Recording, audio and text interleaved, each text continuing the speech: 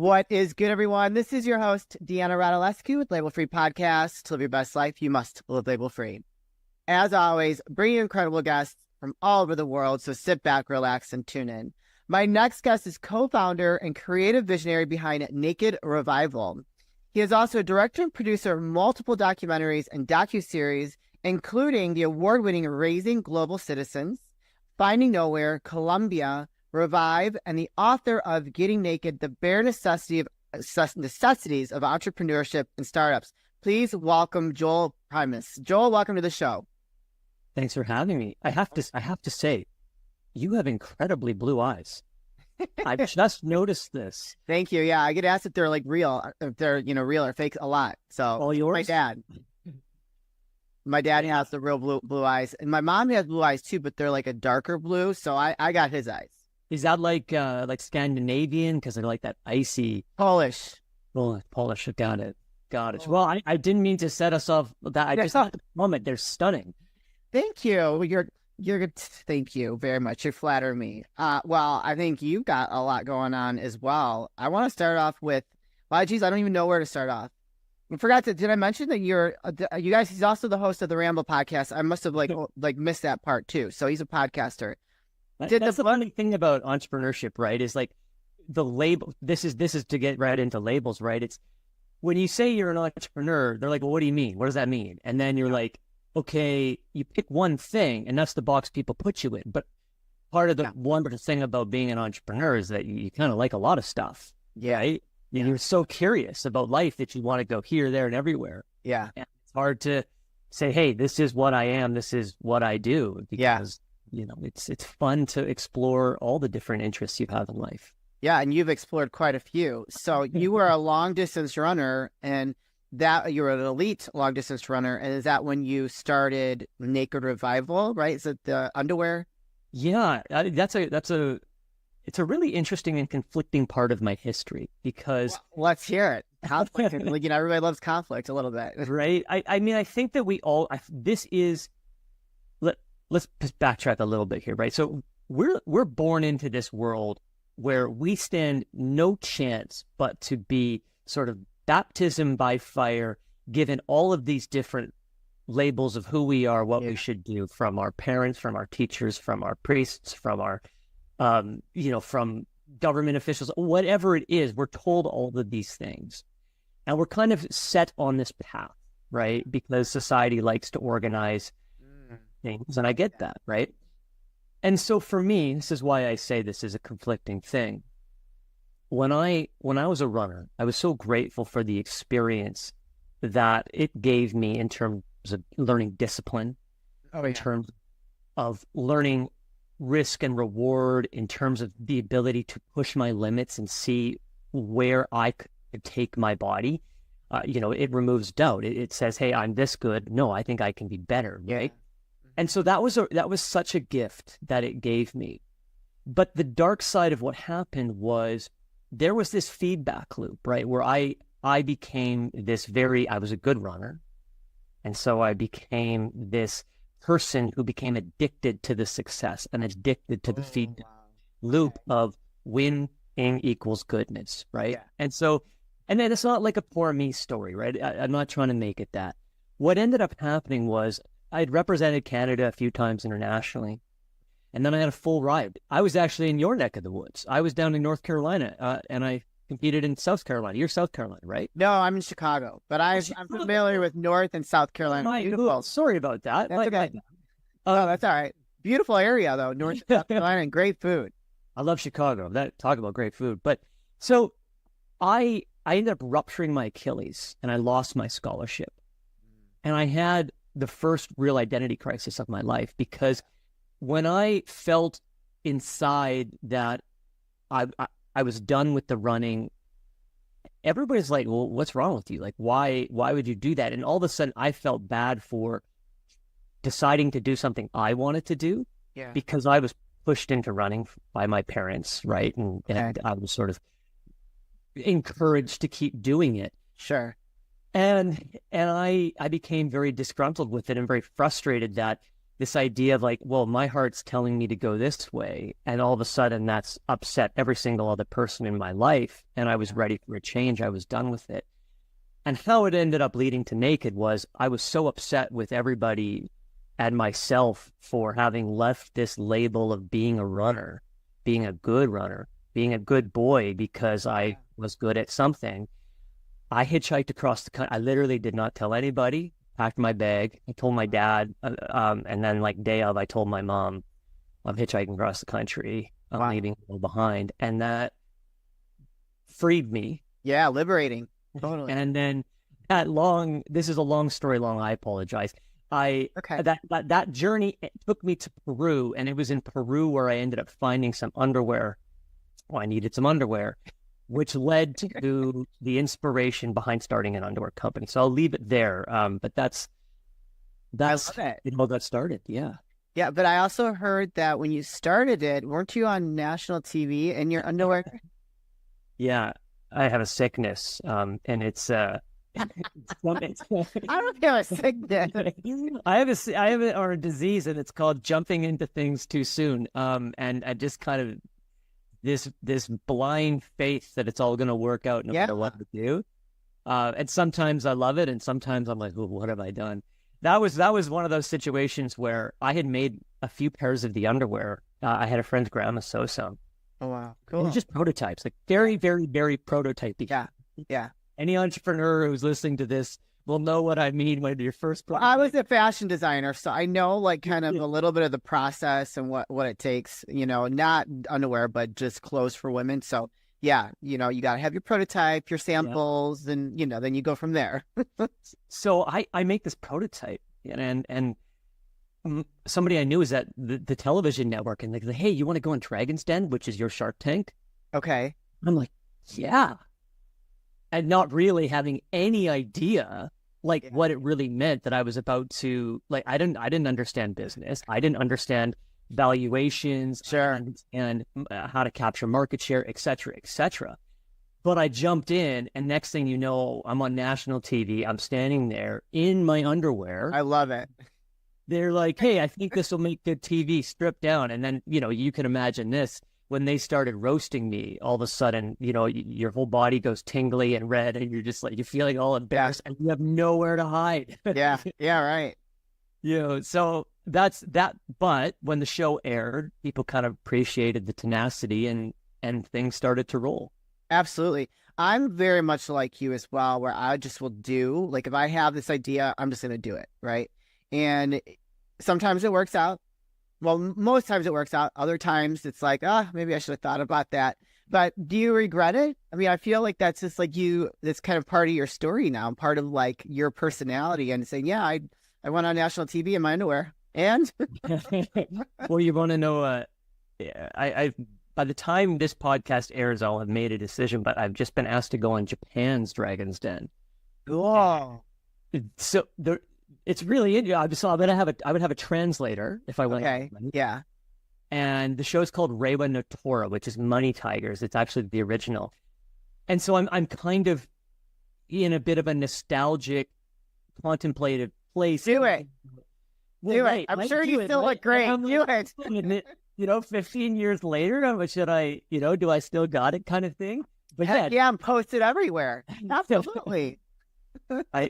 I probably will, but I have found to answer your question that as I have aged, and more importantly, as I've had children, there's been an adjustment in how I take risks compared to before. I am still, compared to most people in my peer group, if you will, I'm what you call a redliner. I take a lot of big risks. You know, I really roll the dice. But that I've found a shift, and I'm trying to reconcile that within myself. Sure. Right. Yeah. I think you have a different type of responsibility now than it's not just you anymore. You have a family. So I understand that. And I'm in my 40s, and so my risk taking has shifted as well, but I'm still taking risks. And I feel like people like us are a great example for those out there that, you know, might be listening to this and that are considering taking a risk in their life that could do big things for them. You know, you never know unless you try. Yeah. And I mean, I love the idea of you 15 laters going on TV in Japan in your underwear again. Like, I think that's awesome. I mean, you look like you probably are still in great shape. So if you weren't, that might be a little, but like, why not? I think that's awesome. Little bit hairier, a little bit grayer, but why not? So I'm curious if you have one. I mean, I have different formulas for how I assess risk now. I look at, there's sort of a stoic fear setting visualization or a negative visualization. It's like, okay, what's the worst scenario? Am I okay with that? In the Dragon's Den Japan scenario, it's looking like a donkey and not even knowing it because I can't, because it's all coming through a translator. But really the spirit of that is coming to terms with the worst case scenario ahead of making the decision. Sure. Right. The other side of it is really trusting that one of two things is going to happen with a failure.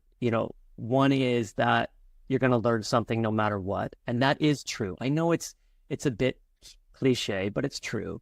Yeah. And the other is generally something happens, because when we make a choice, that is the beginning of an adventure. That is the beginning of new energy. It shifts energy into the direction of the choice. And so I've always found that something comes of it that is positive, but it is hard to see it sometimes. Yeah. No, I love that. And I personally don't like the word failure. So I did my whole dream, my for as long as I can remember, my dream was to be a fashion designer. So after my late husband passed, so I was married before, passed away about 8.5 years ago. Like, I was like, that's it. I'm going to go after it, because we had businesses together. We were very focused on our businesses. And I invested a lot into it, not knowing anything about the industry. I was on the runway at Style Week in Rhode Island. I was the finalist for the Cadillac Design Challenge here. And my third collection, I did it for an event I put on here against human trafficking with 6 other Chicago-based designers. And I told myself, after my third collection, if it doesn't take off, then that's it. I'm not investing any more money. Yeah. So I did the last collection. It didn't take off, and that was it. I had to close up shop. And I had to use a reconcile. I had to reconcile it with myself. Like, it's not, I didn't get to the success that I wanted to get to, but I did it. I pulled the trigger. I put myself out there. I went after a dream. Most people in their lifetime will not take that kind of risk. And so I choose, instead of sitting there feeling sorry for myself and feeling like a failure, I chose to say, you know what? I took the chance.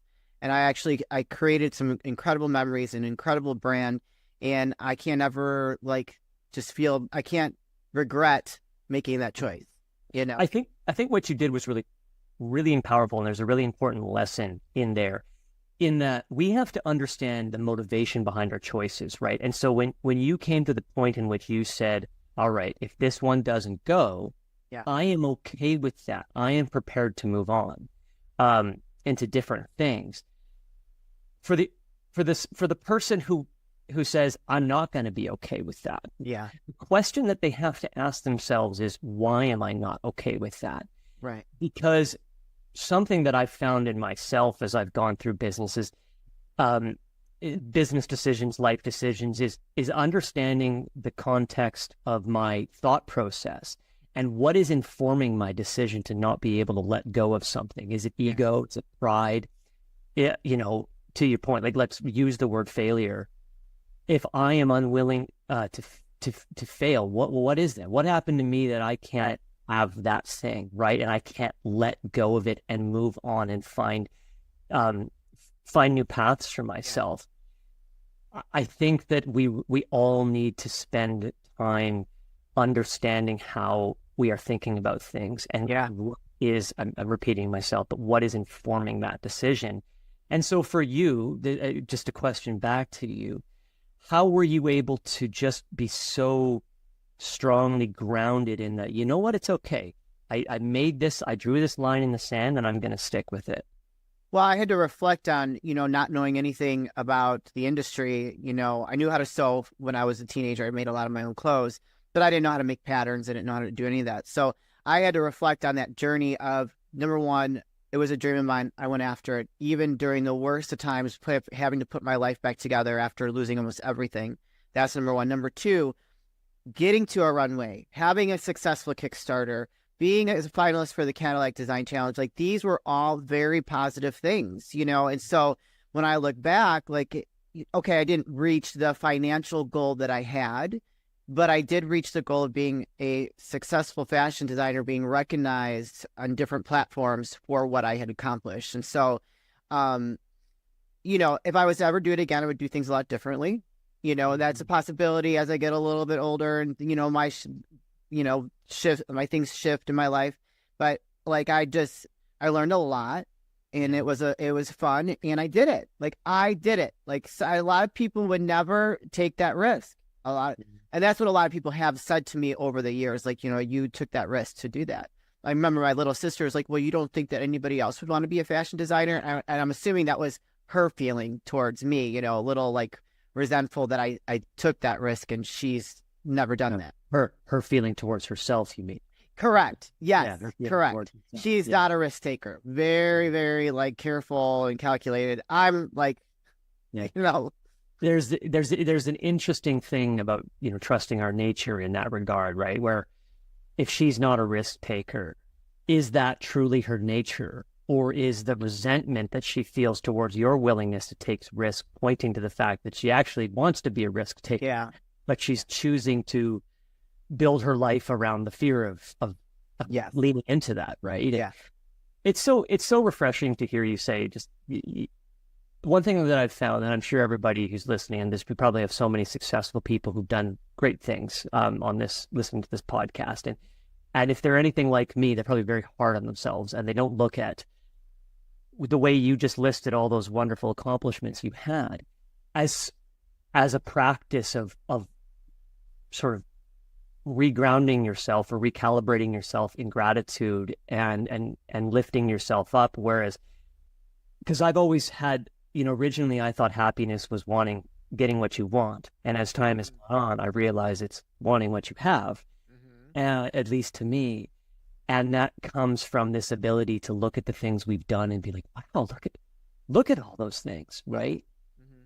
And there's this exercise that somebody taught me once, which is you call it like, if you were to have a friend look at your life and be like, look at all those great things you've done. Whereas in your head, you framed it as like, well, look at all the things I haven't done or things I've failed at. Mm-hmm. And if the exercise is, can you be the compassionate observer in your own life for yourself? And it seems like you can.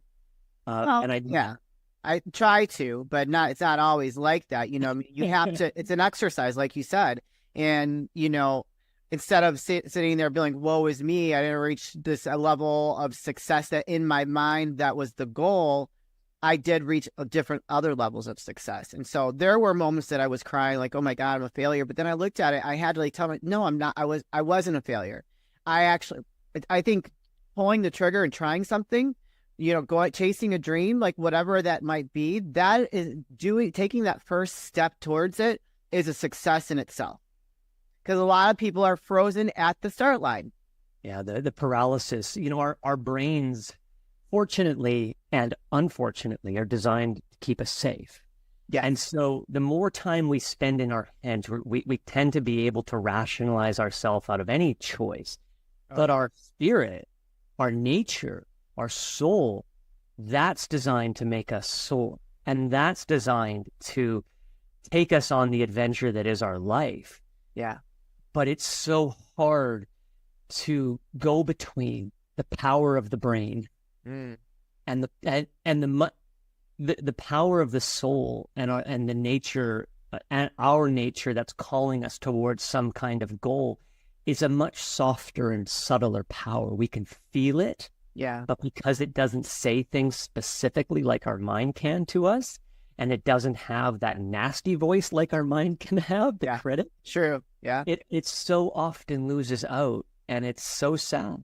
Hi, guys. This is your host, Deanna Radulescu with Label Free Podcast. I'm here to share another exciting partnership with you. I have joined forces with doTERRA. They are the leading provider of high-quality essential oils. I've got some here I like to consume, the ones that are consumable. So like sweet orange is really great. I also really, really love their toothpaste. Natural whitening and kind of really helps clean your mouth. We do carry a lot of germs in our mouth, but I've loved this toothpaste. I've ordered it many times. times. These are some supplements. Here is the Lifelong Vitality Pack. Really great products, high quality products. Definitely recommend it. I also really love the collagen. NMN is a proven anti-aging product. So the collagen and the NMN together is a real game changer. I'm big into collagen. I believe it. I've been taking it for like 20 years before it's even gotten so popular. And that's probably why I maintain my skin elasticity, my hair and nails. I highly recommend checking out doTERRA if you're a fan of high quality essential oils. Not all essential oils are created the same. Go click the links in the description, sign up, or take advantage of one of my bundles that I'm recommending to you with the toothpaste, also the cleaning products and the supplements. So you guys, thank you so much for tuning in. We really appreciate you, and stay tuned for more to come. Do you feel that even though you contemplate some of your risks these days, do you feel that you allow things just to flow in your life more instead of, do you know what I mean? Oh yeah, I know what you mean. Because I feel like that is like, it's taken a long time for me to get there. And it's such a powerful place to be, just to let things flow. Mm-hmm. You have hit on my greatest weakness. Oh, okay. My greatest weakness is the ability to allow things to flow. And my greatest strength, which is also, has its dark side, is this tenacious drive to constantly do, to constantly take action, to constantly think that I have agency and autonomy over everything that's happening in my world, just by the fact that I will get there on sheer willpower alone. Yeah. And that has its time and place, right? Yeah. But often it is so diluted, and it is so draining. And I have had a hard time turning it off. And I know there are so many moments in my life, in exercise, especially long distance running, in travel is one of those experiences where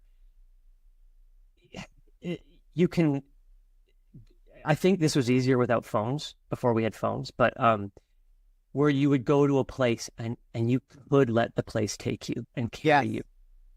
I spend a lot of time in the woods, and nature can eventually take hold and you can get into the flow of that.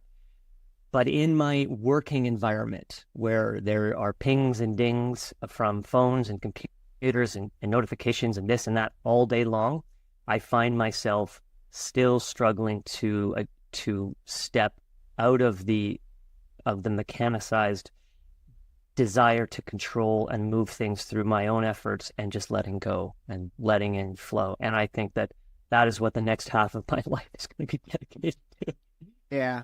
Well, I think that anybody in business has to fight that and just try to, because that's, we get so distracted with, just like you said, I like how you worded that, the mechanicized, like we are so pulled in many different directions that it's kind of hard to allow things to flow. But sometimes you just have to force yourself just to disconnect and allow life to flow, I mean, there are things you got to take care of as a business owner. There are giant boxes, but, in terms of like pushing things forward, sometimes you just got to let it. I mean, it sounds like a lot of things are flowing for you, though.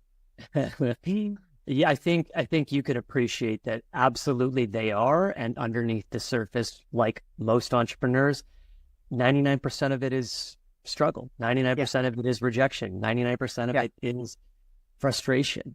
Oh, yeah. We were sold a bit of a bill of, we were sold a tiny falsehood in the hustle culture, in the hustle porn culture, in the, if you do it one way, you're going to make it. Hustle porn is like, I like that. I've never heard that term before. Hustle porn is like watching videos of Gary Vee hustling, right? Like, yes. I can't imagine what the opposite would be. But it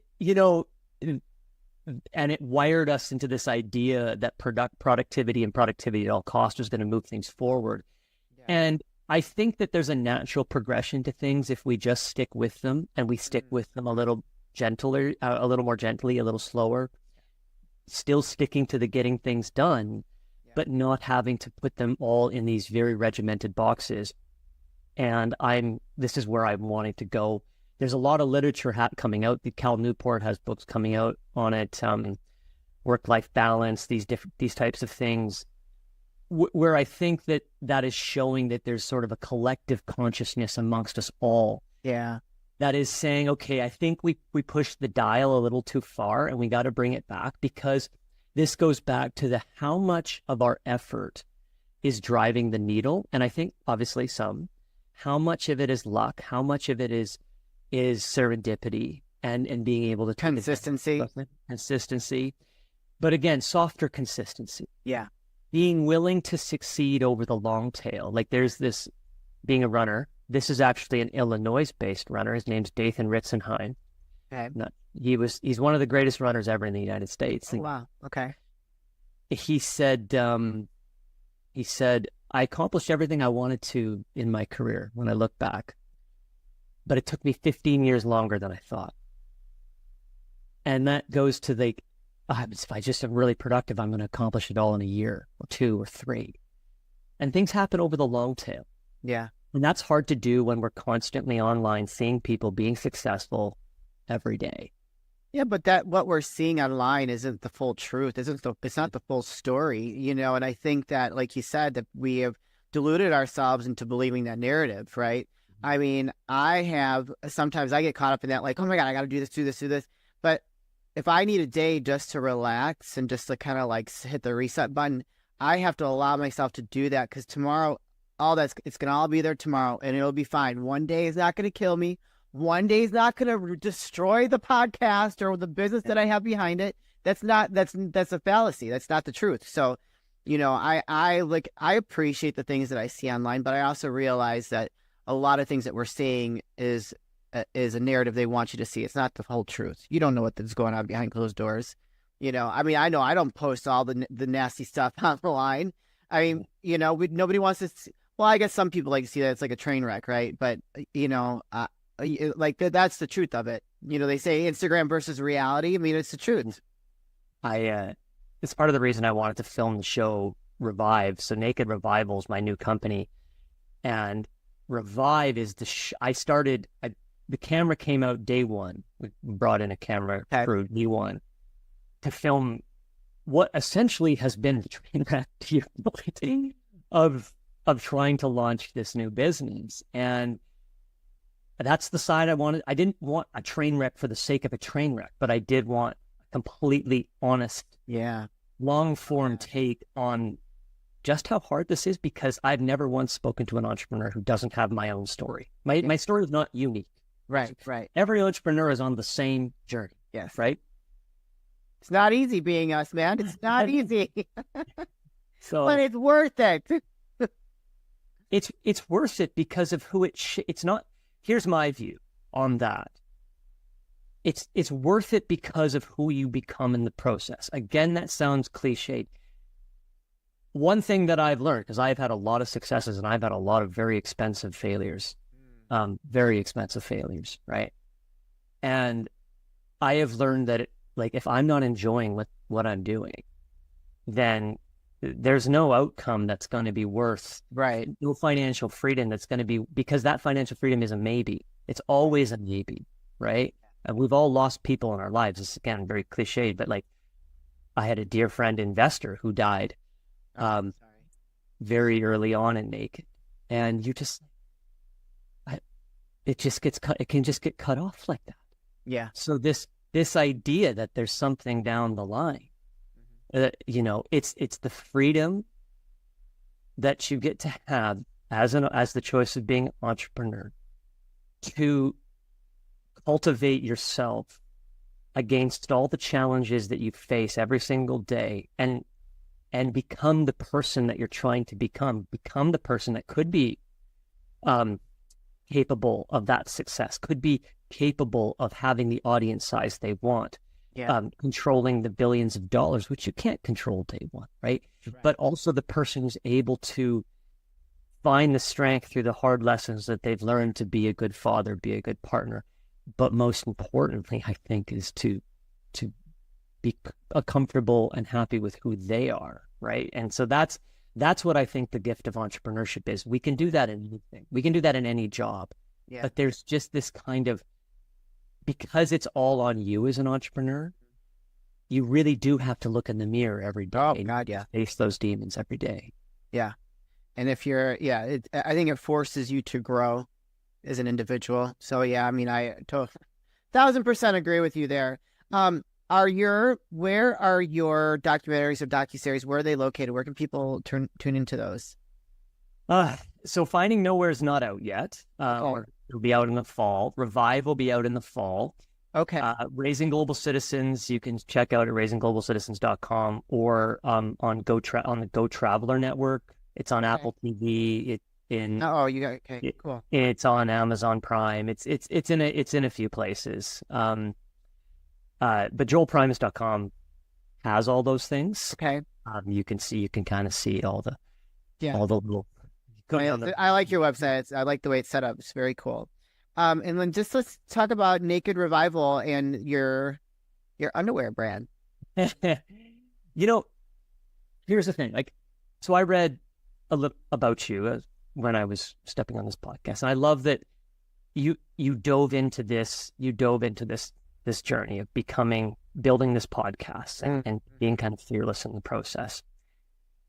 And I don't know about fearless, but I just don't let it run my life. I feel the fearless vibes from you. Yeah. That's what I'm getting. I think that you're selling yourself short if you don't think you're fearless. Thank you. But the idea behind Revival was sort of in that spirit where we wanted to create underwear, but we actually put together a whole lifestyle business, which is in the process of launching, where we're not just going to have underwear, we're going to have clothing, some supplementation, cool, and even some home essentials. And the idea is to put these products together in where you can shop them by a routine. Okay. So the routine that's like, this is my goal. So this is the routine that helps me hit that goal. Or this is just kind of the lifestyle vibe I want. Sure. I want the West Coast. I want the East Coast. I want the farm, And the reason for that was I've always felt that routines are a way to help us transition from one place to a next. They can move us in a way that gets us ready for something else, puts us in a frame of mind. We all have a little probably routine if we were going to go on a podcast, maybe it's as simple as taking a breath. And routines have always served me. And I thought that would be an interesting way to cut through the noise in the wellness business, package things in a way that I haven't seen done before. I love that. Yeah. And so that's what it is. And the underwear is going to launch first, but the rest of these products are going to be rounding out over the next few months. And I think it's going to be really cool to share, the way that I've tried to live through these routines as a way of bettering myself, to give people the same, entry point into their own routine, whatever speaks to them. I love that. And I think the name itself kind of speaks volumes, Naked Revival, just kind of like going down back to the basics and just reviving like that foundational side of yourself. That's what I imagine in the name and like how it speaks to me. You nailed it. Like naked is like getting rid of what doesn't work, getting rid of the bullshit. Getting rid of the labels. Yeah, getting rid of the labels, 100%. You go, right? And the revivals, okay, what am I taking with me now? Yeah. What are the, because I'm not going to go sit under a tree and meditate for the rest of my life. So right. What are the essentials that I love that give me joy, that give me purpose, right? And can help me find presence and transformation in life. So that's the revival part. You got it right away. And I love I love the concept of this label-free podcast. I think that labels are one of the things that trap us in life. Absolutely. Yeah. And your mission to get rid of those and provide the stories and the inspiration to do that, I think is so relevant, so important. and will always be needed because Thank you. we're always battling Oh yeah. back to the thinking brain likes the label because it feels safe, it feels organized, it puts us in a tribe, it puts us in a place. Yeah. But the freedom from when we remove those labels, the freedom that we have to explore who we really are and what we really can become is so rewarding. Yeah. And it's so fucking terrifying to do that in a world in which everybody's seemingly knows everything about us. Yeah. Has this idea of who we are. Or who they think that you are, want to Exactly. put you in a box so that they feel comfortable with this idea that they have of who you are. So I know you're going to keep going, but I just say keep going, girl. Like, it's awesome. There is this. So it's in line with Isaiah Berlin's. There's two types of freedom. There's negative freedom and there's positive freedom. And so negative freedom is freedom from money. Like, so you have money, therefore money is you're free with your money, or you have a nice house, or you have good health. But positive freedom is freedom from the labels. It's freedom from the critic in your mind. It's freedom from the things that give you fear. And that's the freedom that we all should be seeking, is not just the monetary and the material freedoms. Yeah. 1000%. Nailed it. So you said joelprimus.com, which I will put the link in the show notes. And Naked Revival, what's the website address? Yeah, nakedrevival.com. You can check that out. Right now, it's just a waiting list, but sign up because that underwear is going to drop and it's going to be exclusive. So there's only going to be a limited drop to start, and it's unbelievable. Yeah. Awesome. You guys want to put that link in the show notes? So real quick, tell the audience about your podcast, the Ramble Podcast. Yeah. I mean, the Ramble Podcast was... It's a bit tongue-in-cheek because people told me I ramble. You can tell me. I don't think so. I think you're very thought, like you think things up before you say them. I don't think you ramble. I've had people that ramble on the show, and I can't get a word in, and I'm like, oh my gosh. I wanted to create a podcast that gave people an opportunity to really just let go over the course of a couple of hours and get to a place where they might not have gotten to in the first 15 minutes because of nerves or because of just, you're fearful of saying the wrong thing. And I just find that over time that can unwind and unravel itself. And all of a sudden you're saying things you never thought you'd say. And so that was the idea, and the spirit was these unbound, uncensored conversations about pursuits and people and places, but really it was like trying to get to that one thing that was that nugget that they would never share in a million years, but they just did, kind of thing. I like it. And you're on all the things, on all the streaming platforms? Yes, all the things, yeah. All right. You guys go ahead and check him out. Go subscribe, follow his podcast, and go check out his links. He is on social, so go follow him on social as well. Joel, this is the part of the show I like to ask for last words of wisdom or advice. What would you like to leave with us today? I would leave with these two things. I would start your frame of mind in these crazy times where we are siloed and we think we know. Start from a place of, what if I just don't know anything? Start from a place of curiosity and openness to other people's ideas as well as what's possible for yourself. And choose to go on that adventure. Choose to go on the adventure of your own life, not knowing exactly where it's going to end up and what you might have to go through on the way there. But I think that's what we're here to do, is to live our own adventure. I love that. It's very humbling when you just tell yourself you don't know anything. That was that was a lesson in martial arts for me, and like, as you learn more, you get more skilled, you really realize how less you know. And it's just, it sounds kind of backwards, but it's really the truth. And so that was beautiful. I'm so grateful to have been on your podcast. Thank you for this opportunity. It has been awesome. We could have kept going, but we'll have to have a part two. We'll have to have you back after you launch your your brand and all the stuff and the lifestyle part of it, because I think that I love the idea and the concept.